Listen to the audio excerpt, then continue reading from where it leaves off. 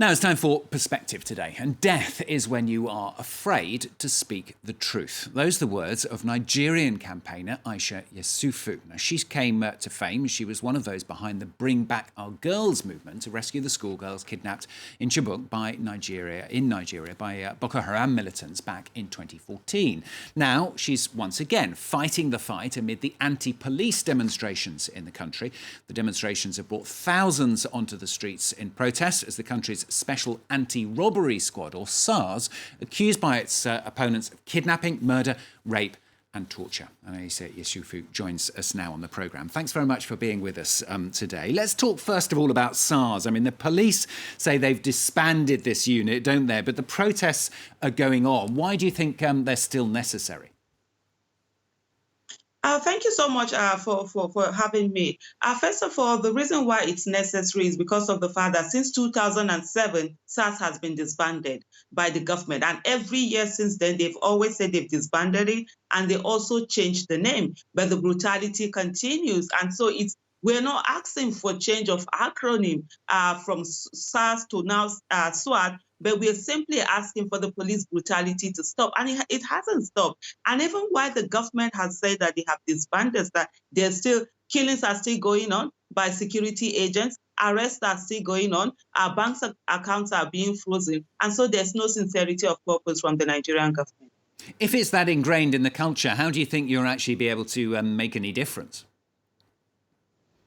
Of course, it's to begin to change that culture of brutality. And ensure what we have right now is a systemic oppression that is going on. The government, first of all, has to accept that indeed there is brutality going on, there's oppression and suppression going on, and begin to stop it.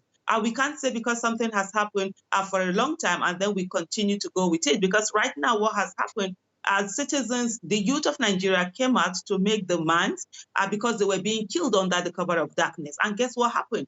They actually came out to make demand and they were killed in broad daylight in view of the whole world by the government. So it gives credence to the police when they actually say they're going to kill citizens and nothing will happen.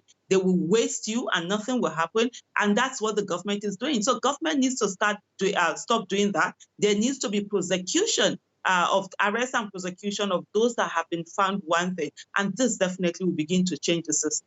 And do you think the momentum is with you and your supporters in actually being able to achieve something here, though? Yes, absolutely. Because for one, most especially the Nigerian youth, have been able to find their voice and they are speaking out. And the state is coming at them in such a hard way. I mean, people are being arrested. WhatsApp administrators of WhatsApp groups are being arrested. People are still being killed. People are still being tear gas. And I'm wondering, why is the world silent? Nigerian life should matter. We shouldn't wait until we have a full-blown genocide before the whole world will come and, not really sanction our government for them to know that democracy is sacrosanct and people, they should not oppress people's rights and people's voices, and they should not shrink the civic space. And so for us as citizens, we'll continue to make demands no matter what the government is throwing at us. And it's really sad that we are in a place where we have terrorists, we have bandits, we have kidnappers, killing people, maiming, destroying. Yet the focus of government is not on them. The focus of government is on just peaceful protesters who are just simply saying they have the right to live. Let's talk about the Chibok girls as well. I mean, obviously it became a massive story back in 2015. Nearly 300 girls taken from this town. Many of them have been released now. Some of them have been sadly died, of course. Others still in captivity. I mean, do you think they will ever be seen again, the others? They will be seen again the day that the Nigerian life matter, the day that Nigerian government realize that no Nigerian is more Nigerian than any Nigerian, and that even if one is poor, though in this country when one is poor, one is faceless, nameless, and voiceless, that even when one is poor, one has a right in our own country. The day that our government realize that the rescue of our Chibok girls is not a privilege, that it's their right as enshrined in the Constitution of the Federal Republic of Nigeria, they will bring them back.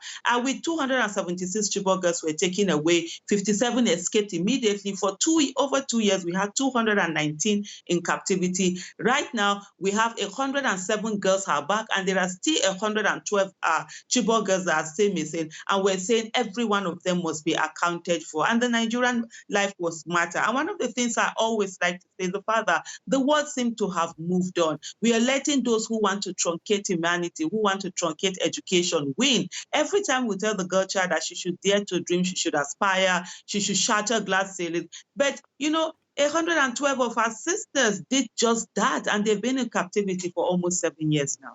Aisha, listening to you there, you're obviously very, very driven. What keeps you going? What drives you? What drives me is the fact that I was the Chibok girl many years ago. I grew up poor. I was born and brought up in Kano, in the northern part of Nigeria, even though my parents are from the southern part of Nigeria. And I grew up in a ghetto. By the time I was age 11, all my friends were married off. I got married at the age of 24, and my friends were grandmothers, and we were very poor. I would go to school in the morning without breakfast, coming back home. I wasn't expecting lunch. When I was writing the same kind of exam that Chibok girls were writing when they were abducted, I didn't have books. I cried, I begged people to give me books. I never got any of that. And so I know that if I was taken in 1991, when I wrote that exam, my parents would never have had the voice to speak because they were poor. And if nobody spoke for me, then I probably wouldn't be alive today. So for me, to give up on Chibok girls will be to give up on the little girl that I was, who cried for help and nobody listened. And so if I give up on the issue of Chibok girls, that would mean that I also failed myself, because these are little girls just like me, writing the same exam I used to write, and nobody heard me. And I just can't stop, because in the ghetto there, I grew up, a lot of my friends died because they got married very early on. And so for me, it's all about just ensuring that we have a Nigeria where the child of nobody can become somebody without knowing anybody.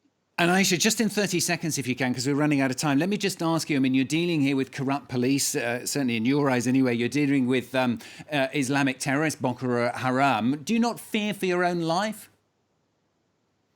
And like I've repeatedly said, that for me, death is when you are afraid to speak in the face of tyranny, injustice, and brutality. When I was 10 years old, I said to myself, the worst thing anybody can do to me is to kill me, and that I'm going to die anyway. So it's not really the worst thing. I'm 46, I'll be 47 in December. A lot of my friends died before they were 16 from childbirth. So I've lived long enough. Aisha, good to talk to you, Aisha Yesufu.